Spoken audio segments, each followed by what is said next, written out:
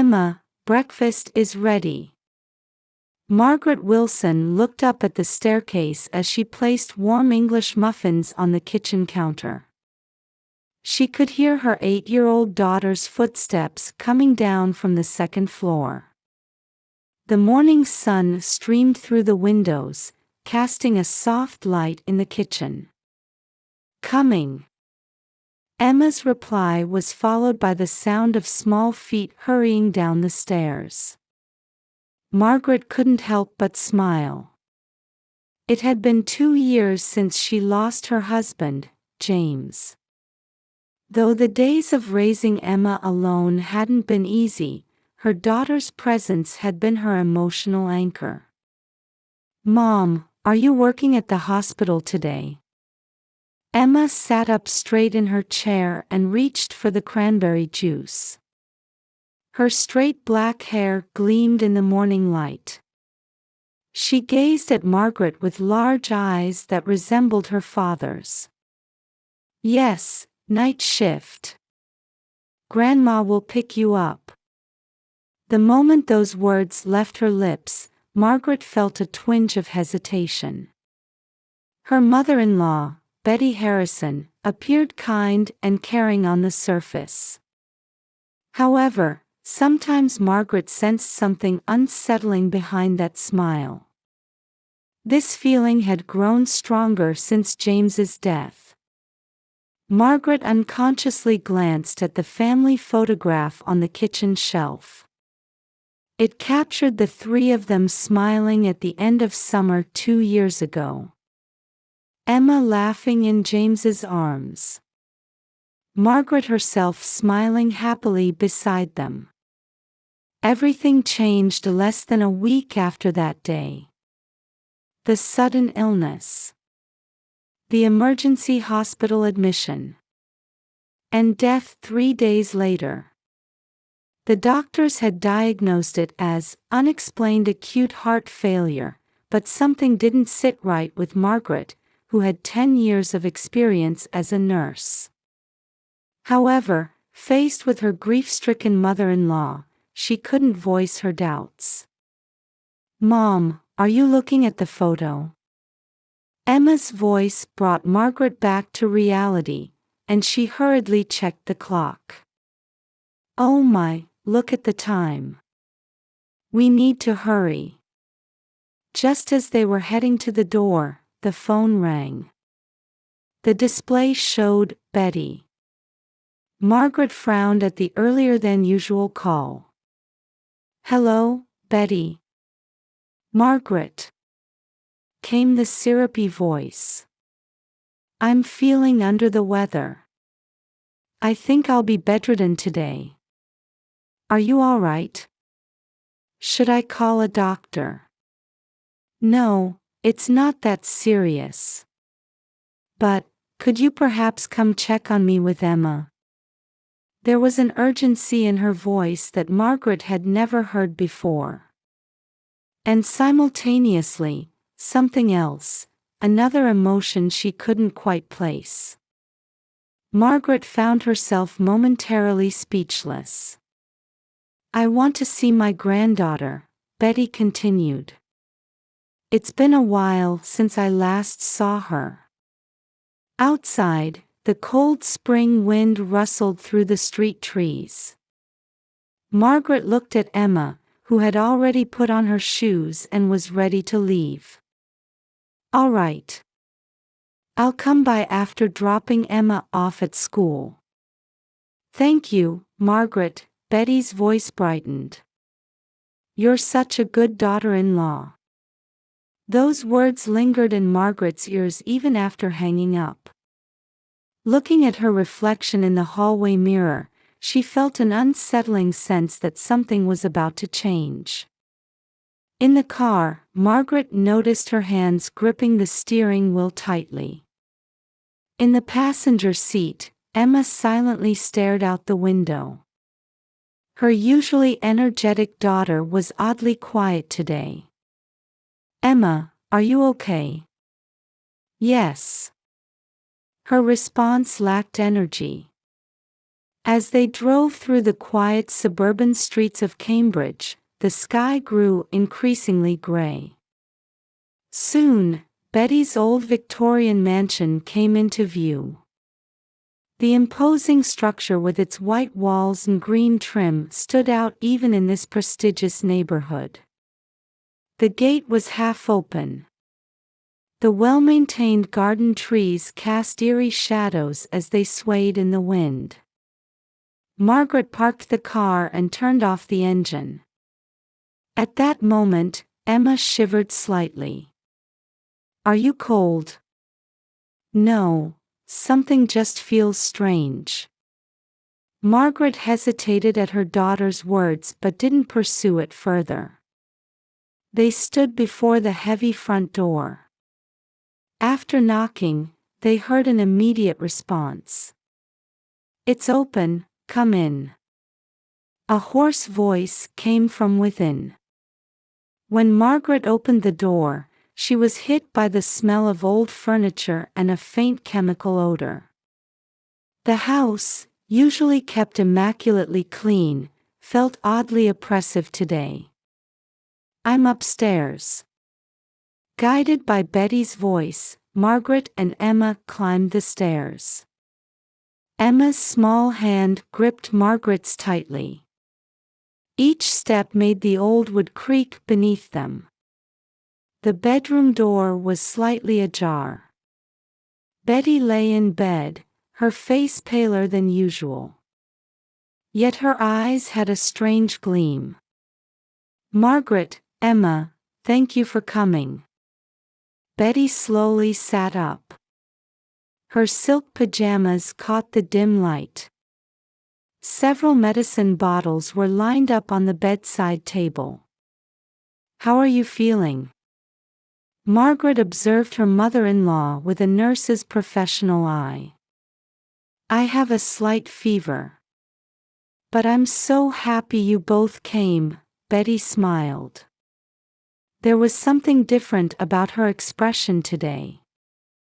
"Emma, I baked my special cookies. They're in the kitchen."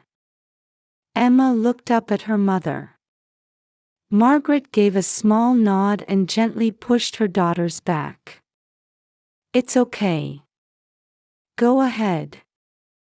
Emma left the room reluctantly. They could hear her footsteps descending the stairs. Margaret sat down in the chair beside her mother-in-law. "Shall I make some tea?" "Yes, please. The tea set is ready in the parlor." Just as Margaret was about to stand, they heard a noise from downstairs.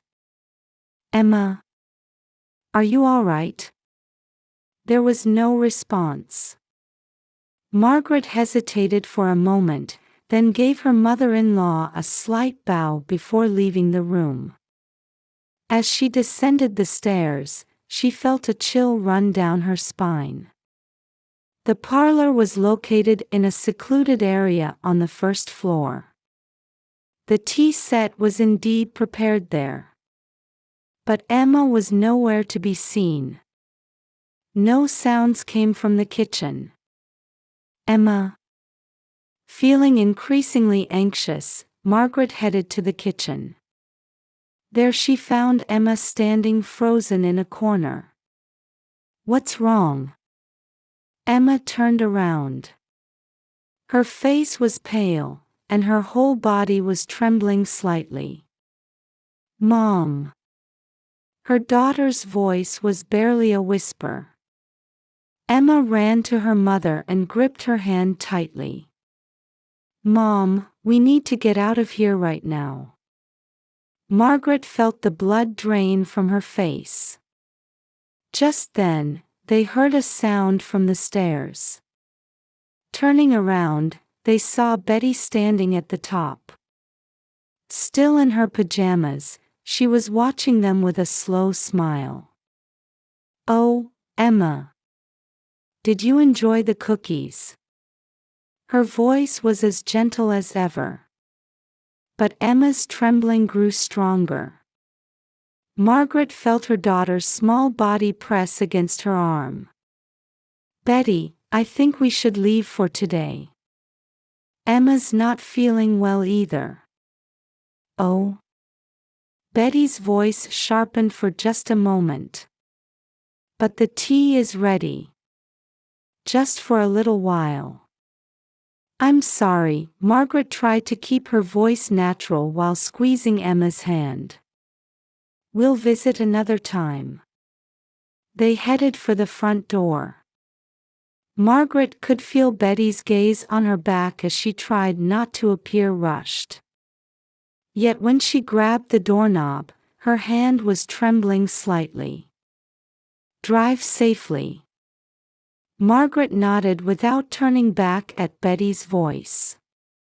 Outside, the cold spring wind enveloped them. They quickly got into the car and started the engine. In the rearview mirror, Margaret could see Betty watching them from the second-floor window. The moment the car started moving, Emma finally let out a deep breath. Her small body was still trembling. Margaret gripped the steering wheel tightly as she drove away as quickly as she could while maintaining a natural speed. No one spoke until the house disappeared from view. Back in their living room, Emma sat silently in a corner of the sofa, as if trying to make herself smaller. Margaret placed a hot cocoa in front of her daughter and gently put a hand on her shoulder. "Can you tell me? What did you see?" Emma held the mug with both hands, and silence stretched between them. Outside the window, the evening sky was gradually turning purple. In the kitchen, Emma began in a trembling voice. "Grandma had white powder near the tea set." Margaret caught her breath. "That's not all," Emma continued. "Grandma's eyes, they were the same as when Dad died." "The same as when Dad died?" Emma nodded slightly. "That time too, it was after we had tea at Grandma's house. Dad started feeling sick." The memories came flooding back. The end of summer 2 years ago.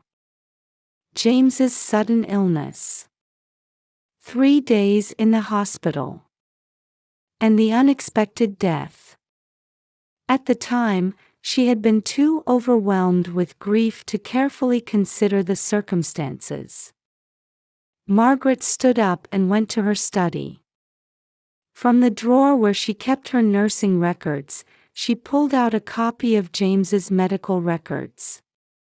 As a nurse, she had developed the habit of keeping all records. She spread out the records and reviewed the progression of symptoms. Sudden vomiting, dizziness, confusion. Then death from acute heart failure. Something felt off. Drawing from her 10 years of nursing experience, something was starting to connect in her mind. She took out her smartphone and called her colleague, Dr. Sarah Cohen, who worked in the emergency department at the local hospital. "Sarah, I'm sorry for the sudden call." She explained James's symptoms while looking at the records. "Does this remind you of anything?" On the other end of the line, Sarah was silent for a moment. "Margaret, I'll be honest," Sarah's voice was lower and more careful than usual. "This looks similar to digitalis poisoning." "Digitalis?" Margaret gasped. "A cardiac glycoside used to treat heart conditions. Overdose can be fatal." "Yes. Especially the progression of vomiting and consciousness disturbance is characteristic." "But, why now?" Margaret was connecting Betty's behavior today, Emma's fear, and the memories from 2 years ago. With trembling hands, she ended the call. When she returned to the living room, Emma was sitting on the sofa with her knees pulled up to her chest. Night was falling, and the shadows in the room were growing deeper. "Mom," Emma called in a small voice. "I remember Dad well." Margaret sat next to her daughter. Emma continued. "Right after Dad had tea at Grandma's house, he started feeling sick. But Grandma wasn't panicked at all. Rather." Emma paused as if searching for words. "She seemed happy." Margaret felt her spine freeze at those words. In her memory, Betty's unnatural behavior came flooding back. Her abnormal calmness at the hospital. Her unusually quick recovery after James's death. And her obsessive attitude about managing the inheritance. The phone rang. The display showed Betty. Margaret ignored the call and dialed a different number instead. "Hello, is this the Cambridge Police Department?" Her voice was surprisingly calm, even to herself. "My husband died suddenly 2 years ago. And today, my mother-in-law." As she continued her explanation, Margaret hugged Emma. She could still feel her daughter's small body trembling slightly. Outside the window, stars were beginning to twinkle in the spring night sky. After finishing her conversation with the police, Margaret called Sarah again. They would need expert medical testimony. And possibly a re-examination of James's body. While stroking her daughter's hair, Margaret said, "Your courage saved us." Emma remained silent, just holding on to Margaret tightly. That night, they decided to sleep in the same bed. In the darkness, Margaret listened to her daughter's breathing while steeling herself for the long battle ahead. The police had already begun moving. Investigation into Betty's past. Re-examination of James's cause of death.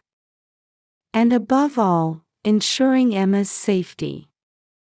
Unread messages from Betty kept arriving on her cell phone. The obsession felt abnormal. Margaret turned off the phone and held Emma closer. Protect her beloved daughter. Margaret held this firm resolve in her heart in the darkness. In the police station interrogation room, Margaret stood before the one-way mirror, watching Betty Harrison being questioned on the other side. Dr. Sarah Cohen stood beside her, taking notes on her expert observations. 3 days ago, the house search had uncovered decisive evidence. Multiple pharmaceutical substances found in a kitchen cabinet. Digitalis powder. And most shockingly, detailed records dating back to the time of James's death. "It's like a nursing record," Sarah whispered. "Everything from dosage to progress monitoring is meticulously documented." Margaret nodded silently. Given Betty's perfectionist nature, it made sense. Yet she still shuddered at the fact that this perfectionism had been directed toward taking her son's life. In the interrogation room, Betty's demeanor was gradually changing. The dignified appearance she had maintained during her arrest had faded, and now she sat in the chair with a disturbed expression. "I was only trying to save my son." Her voice echoed through the speakers. "I had to protect him from her. Margaret was too perfect. Not suitable for my son." The interrogator continued questioning in a calm voice. And you planned the same for your granddaughter and her mother. Yes, Betty's voice suddenly turned cold. They took everything from my son. The inheritance, the memories, everything. Margaret caught her breath. Sarah placed a supportive hand on her shoulder. But I had a plan, Betty continued, her eyes taking on an unusual gleam. First, to save my son. Free him from that woman. And then. Betty suddenly stood up and walked toward the one-way mirror, as if sensing Margaret's presence. You destroyed my perfect family. So I. As the interrogator moved to restrain her, Betty collapsed into the chair.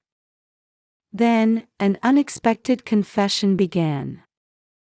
Betty's childhood in a wealthy Boston family in the 1960s. Psychological abuse from her stepmother. Days of being pushed to perfection. A political marriage at 19.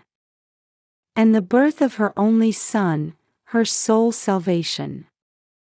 James was my everything, Betty's voice trembled. My reason for living. My life itself. But as her son grew, Betty's desire for control became twisted. College, career, and marriage, every event took her son further from his mother's grasp. Margaret was too perfect, Betty repeated. Kind, intelligent, caring.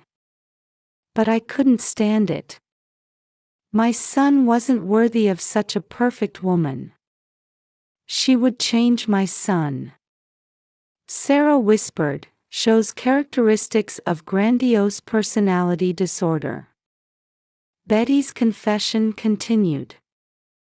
Her abnormal attachment to her son. Her obsession with the perfect family image. And her plan to reclaim everything. I started with small amounts. Mixed in the tea. Betty's voice became eerily calm. Gradually increased the dose while monitoring the effects. Playing nurse. But I was more perfect.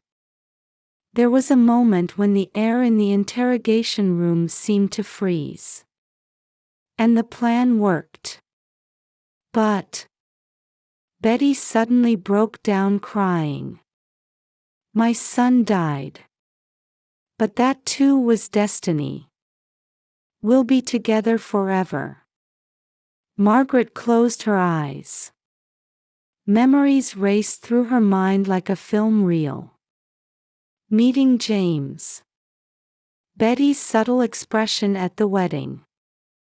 And her unusual calmness at her son's death. Everything connected. A detective entered the room.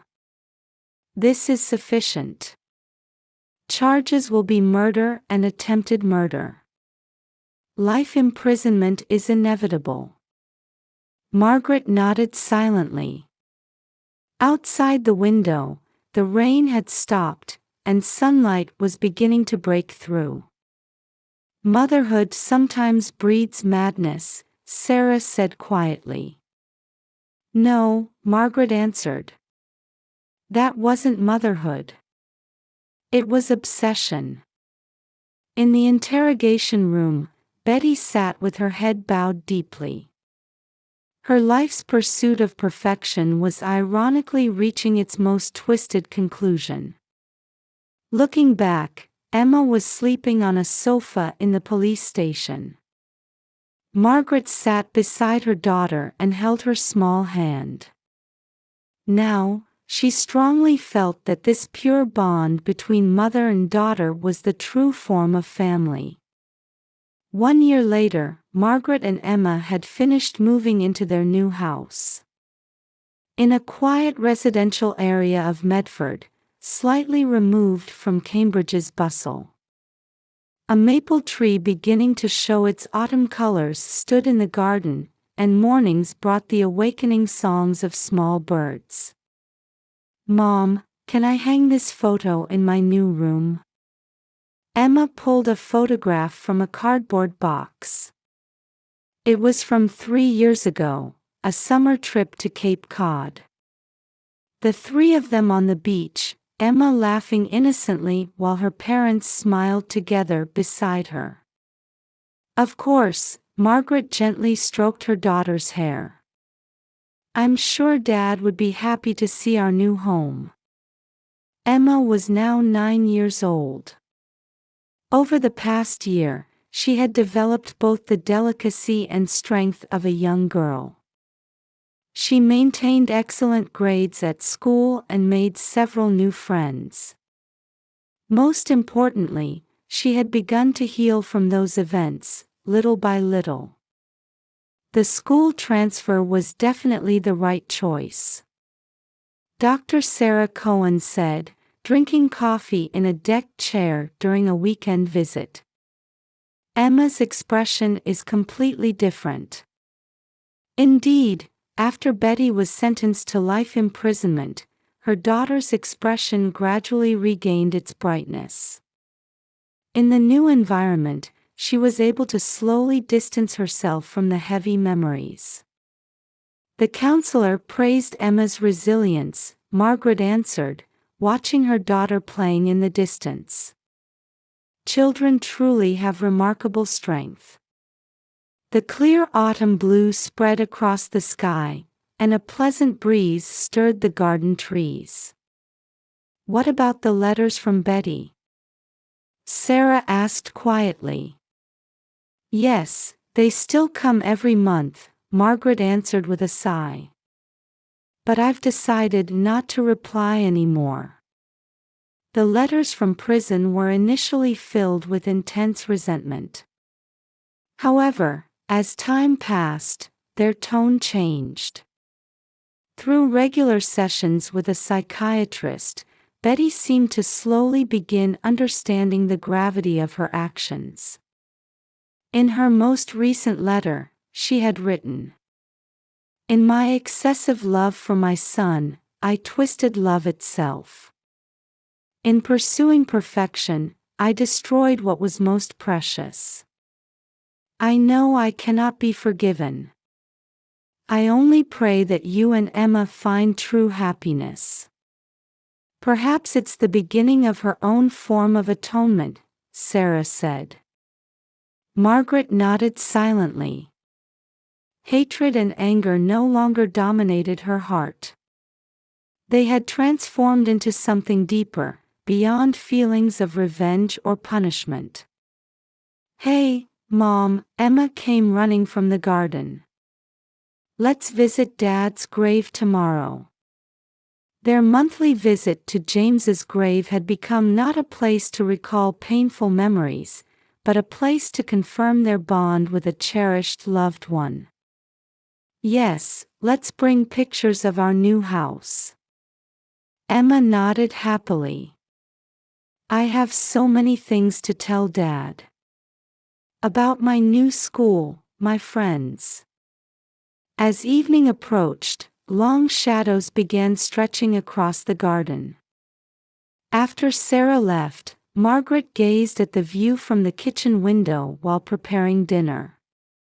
From their new house, they could see the Charles River. The surface of the water gleamed golden in the setting sun. There, a new story was beginning for the mother and daughter who continued walking forward while accepting the weight of their past memories. That night, watching Emma's sleeping face, Margaret smiled quietly. Tomorrow she had the night shift at the hospital. The ordinary daily routine now felt more precious than ever. By the bedside sat a new family photo. A composition of pictures of Margaret and Emma, alongside James's photo. Past, present, and hope for the future were all contained within that single frame. Outside, the autumn wind gently rustled the trees, and the full moon's light tenderly embraced their new home. It was as if blessing the beginning of their new life.